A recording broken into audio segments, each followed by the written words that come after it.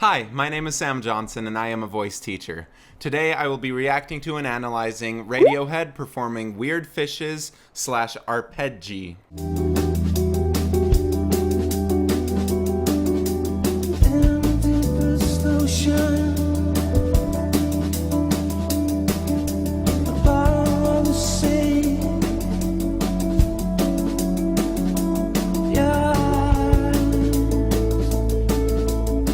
He's starting on this D.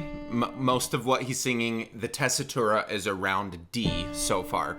It's chest voice, I think. Like it sounds like his full voice. It doesn't sound like he's just flipping into falsetto and pulling that down. But it is a really light sound, so it could be. And that's where sometimes these terms get a little bit fuzzy, because at what point when you're singing in a connected head voice does it become falsetto? I think a lot of times that's up to the individual to decide, and I'm gonna decide for this one that it sounds like full voice to me.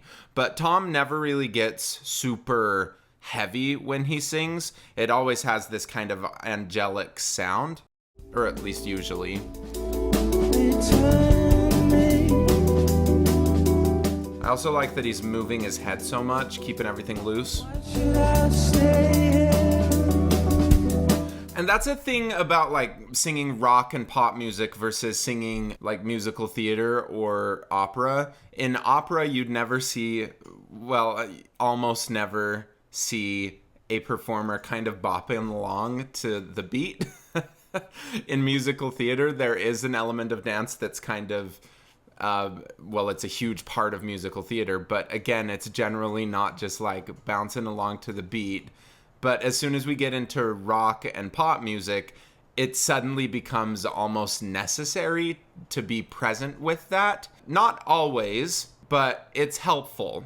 And then just from the physical action of singing, getting your head moving like this kind of bobblehead action, I think it gives these big muscles in your neck a different job so that they don't tend to be as involved with trying to actually make singing happen, because those big muscles should not be involved in making singing happen. If they are, it generally will create a little bit of extra tension or a little bit of extra tension, and that's harder to sing with. So he seems super, super loose. It sounds like full voice to me. He'll probably feel it in his head. It is like light enough. You could get away with doing a falsetto-y kind of thing around there.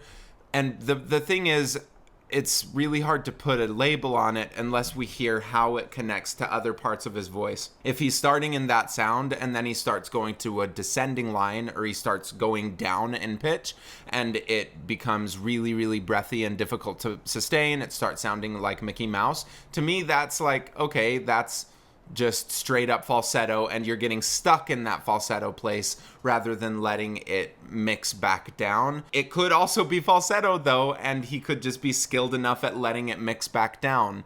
That's why sometimes these terms, here's a radical word for you, suck. And I think that a better way to start framing it when you are asking for things is, what tone do I want? What pitch do I want? What volume do I want?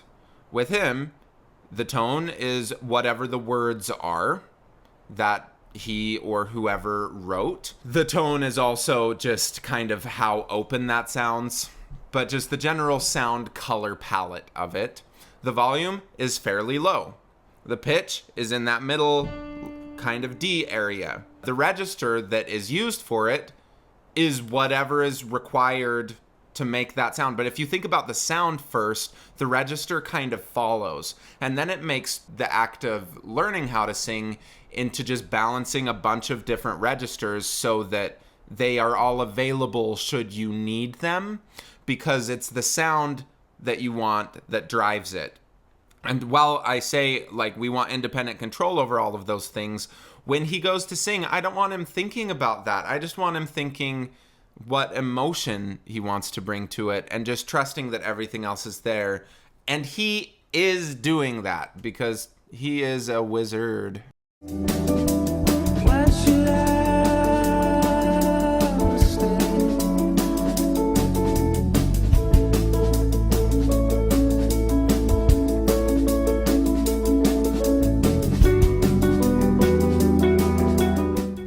soundscape of this song is so cool. I'm crazy not to fall.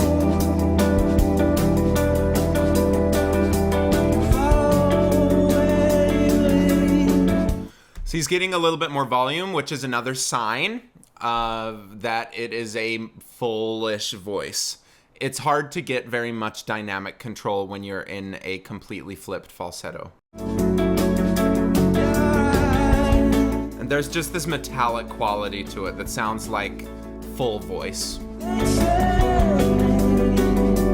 So that time he went up to the F sharp and it sounded louder, more information. It sounds like what that stuff right below sounded like, just louder and higher. So, sounds like the same instrument to me so far. That is usually the first thing that I try to get happening when working out a voice's kinks, is try to get as many notes as you can that sound the same. I don't even care what the same sounds like, but it's just like generally in the same area. A visual of it is if you're shooting archery and you have your board with the bullseye and all of those things. Wow, I cannot think of what that's called.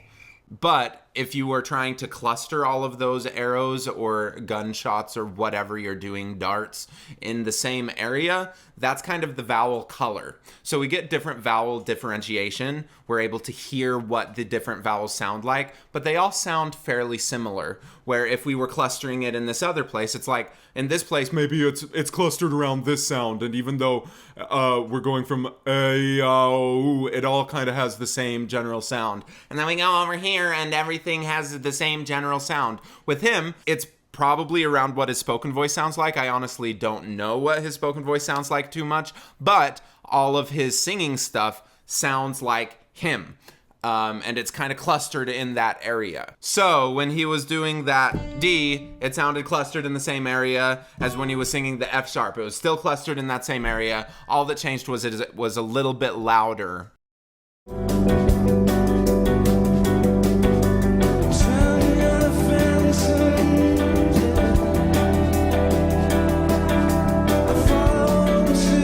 Gosh, he's so cool.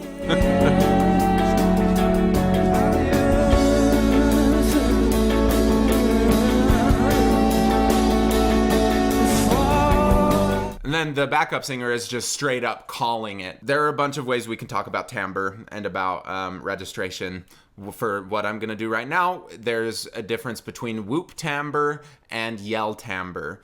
And what he's in is more of the yell timbre rather than the whoop, whoop, whoop timbre. So if you're going to a sporting event and you are cheering very loud, you have kind of two ways that most people do it. They either go woo, woo, woo, whoop timbre, or yeah, yeah, yeah, which is what he was just doing. It's similar to that. What Tom is doing, it sounds like it's in the middle. That's where I'm not as sure about this. It's not yelling. It's just absolutely not yelling. It's very well controlled, but it's closer to that in how the vocal folds work. The yell versus whoop timbre, it really is more of a differentiation on how the vowel is produced rather than what's going on at the vocal fold level. Go read Kenneth Bozeman. He knows this stuff better than I do.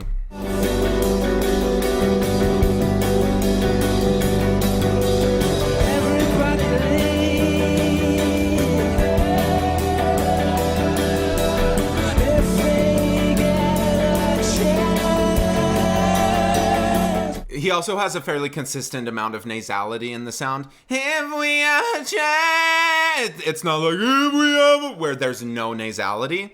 I like it. I also think that that's a lovely way to kind of keep the sound consistent as you're moving throughout your range and throughout your range, is if you focus just on that little buzzy feeling that you get if you make it just a little bit nasal. I feel like that if we keep it the same amount of nasal and we don't go like hypernasal at the top or hyponasal at the bottom, that generally helps keep things sounding similar, and it's a very physical action that you can focus on. When you're singing, there are a lot of different sensations that happen.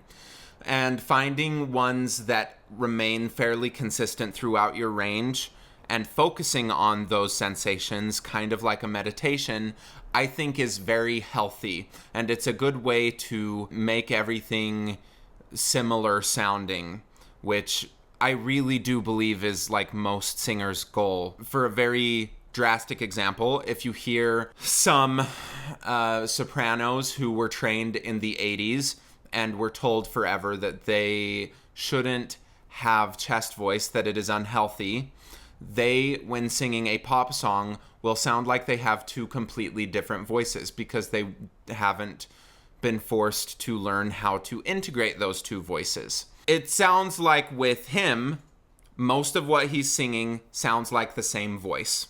If he wanted to flip, that would be a color choice, but not a requirement.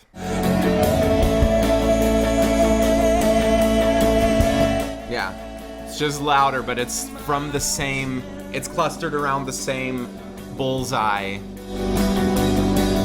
Getting by the words. Wet fishes.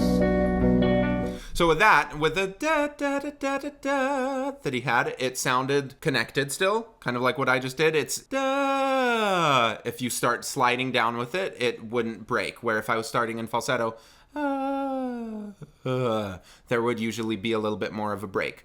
So when he gets to that louder part, the wet fashion, that section, it's in the same place, kind of. He just leans into it a little bit more. Where if he was in that falsetto place, he would have to completely change his approach to get to that louder thing. And that would make it sound worse than it does, because right now it doesn't sound bad, it sounds good.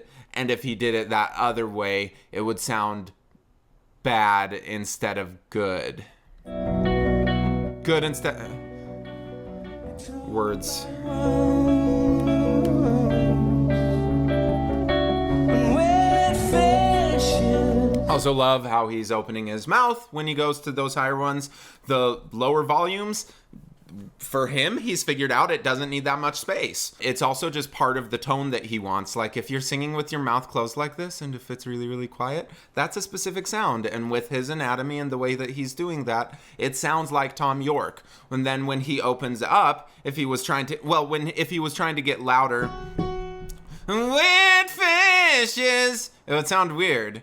Versus what he's doing, opening the mouth, it just needs to happen like that. And so part of why I don't like talking about registration all the time, and yet it's all that we can ever talk about because that's the main issue in learning how to sing for most people, is because I believe that every note and every vowel and every volume has its own register. What I mean by that is you'll feel it in a slightly different way with changing each of those different variables. So with him, the D, where it's quiet, where it's a little bit more closed, he would probably feel that in a slightly different place than when he was singing the F sharp that was a little bit more open and a lot louder. That said, all those registers, you need to know how to connect them. You need to know where they all are, and then you kind of develop a map about where you feel all of those things. And then when you go to the next note, you just know that you can kind of follow that map. That just feels the most intuitive to me, where most people, when you're singing in a low, louder place, you'll feel it in your chest. That doesn't mean that it's resonating in your chest. It just means that you feel it there. And then if you go a little bit higher, even a half step, you will generally feel it slightly different. Learning those subtleties takes a lot of time, and that's why I think turning inward to focus on those sensations while you're doing all of these experiments with your voice is a great way to start parsing those out and find out what works well for you. So that's what I think about registers. There are a lot of them because there are a lot of different places that you kind of feel it. That's different from like M0, M1, M2, because that is a scientific way of looking at what's physically happening with the voice rather than a way of describing sensation. Yeah. We're fishes. We're fishes. So when he's going down there, he made it to the G and the A and the G, whatever. It doesn't sound like it's beefing up significantly. So it could be that he's kind of holding on to some of that resonance that's working up higher, even though his vocal folds have a little bit more adduction than if it was completely in falsetto. His vowels kind of buzz the most in that D area right there. And if he held on to that exact same vowel shape, even while keeping his vocal folds buzzing in the same amount, like when he came down, it doesn't sound heavier. It doesn't sound the same amount of buzziness. It almost gets a little bit lighter. That said, it's also just the end of a phrase, and he could just sing it lighter. It could be that he is feeling that move kind of down. He's moving from map spot up here down to a different city down here, but when he gets down to that different city, when it goes into that different feeling, he just doesn't want it to be strong, and that gives him even more control. He's really good. He has control over all of these different colors. The sensations, like how I'm describing it, that's just how most people feel it. Like, there are some weirdos who don't feel it in that same way, and that's why it's so important to just ask these questions of yourself. What am I feeling?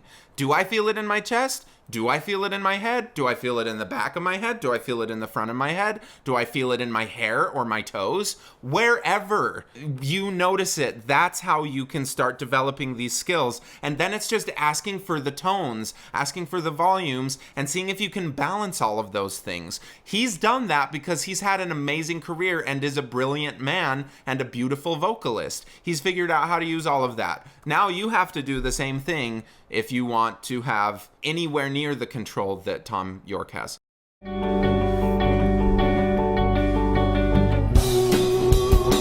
That time.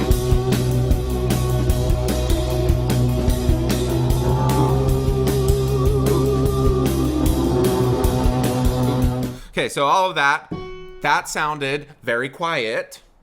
It was on the F sharp. Maybe it was a falsetto.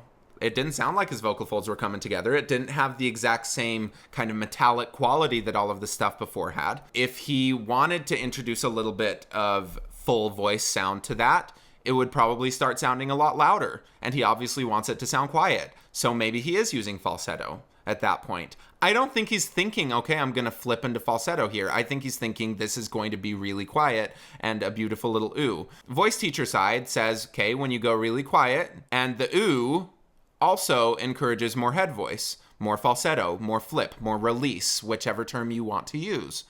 So those together, it paints a picture of, yeah, he's probably flipped, which when we're diagnosing vocal problems and finding exercises that help to smooth out vocal problems, it's good to know what all of those things do so that you can choose better exercises to kind of help find a better coordination. So if he was yelling a lot, if he was just locked into that yell coordination, and every time that he went into these higher notes, it just got louder and his mouth got wider, using this ooh kind of sound would be a beautiful way to kind of snap him out of that, and then we could find somewhere that's closer to the middle.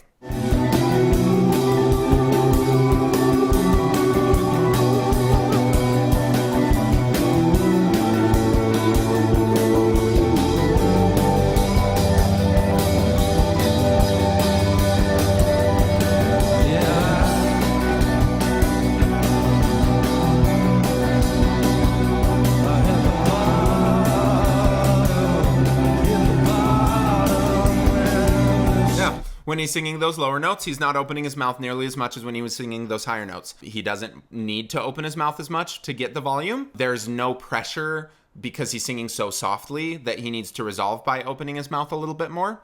And it just sounds like Tom York in that area. So if you want to sound like Tom York, you probably want to keep your mouth fairly closed a lot of the time until you get to those really loud open vowels.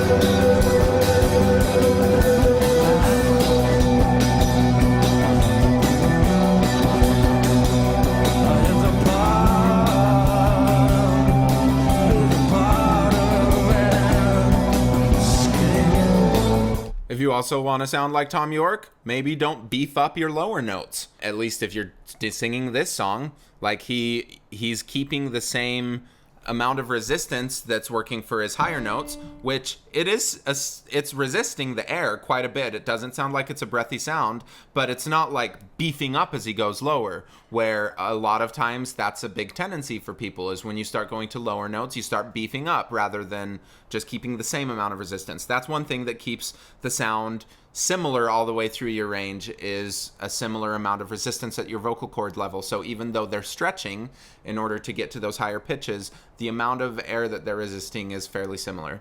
At least that's kind of the mental picture to think of.